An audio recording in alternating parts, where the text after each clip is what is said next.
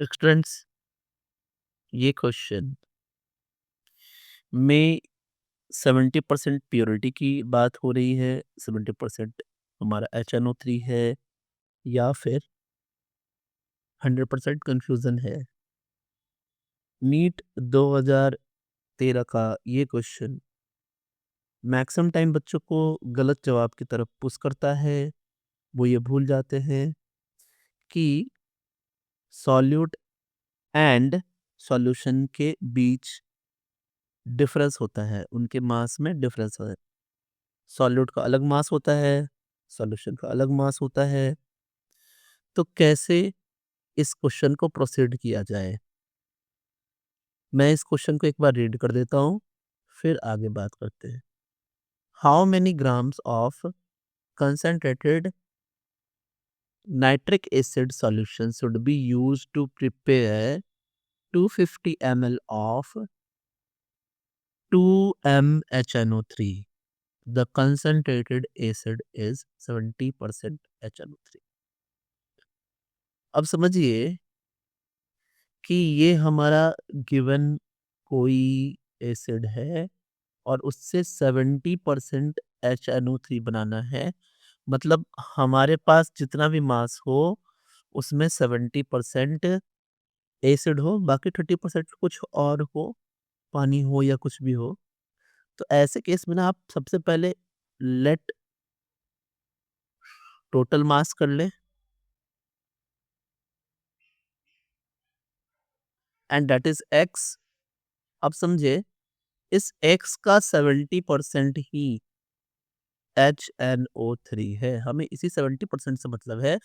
बाकी ये क्या होगा, 30% कुछ और होगा, हमें उससे मतलब नहीं है। अब अगर इस एक्स का मैंने 70% निकाला तो यही इक्वल हो जाएगा मास present in 250 ml of 2-MnHNO3। Now अब हमें सिर्फ सॉल्व करना है। कंसेप्ट यहां तक हो गया क्लियर। तो यानी x into 70/100 is equals to, अब समझिए ये 250 है, इसको 1000 से डिवाइड करेंगे ताकि ये लीटर आ जाए, इंटू 2। तो यहाँ तक जो चीजें हैं ना, ये हमें देंगी मोल। ये जो चीजें हैं यहाँ तक की चीजें, ये हमें मोल देंगी ओनली, है ना। ये मोल हो जाएगा। अब मोल है और हमें तो मास निकालना है। तो अब हम यहाँ क्या करेंगे कि मॉलिक्यूलर वेट HNO3 का मॉलिक्यूलर वेट से मल्टीप्लाई कर देंगे। मॉलिक्यूलर वेट आएगा 63।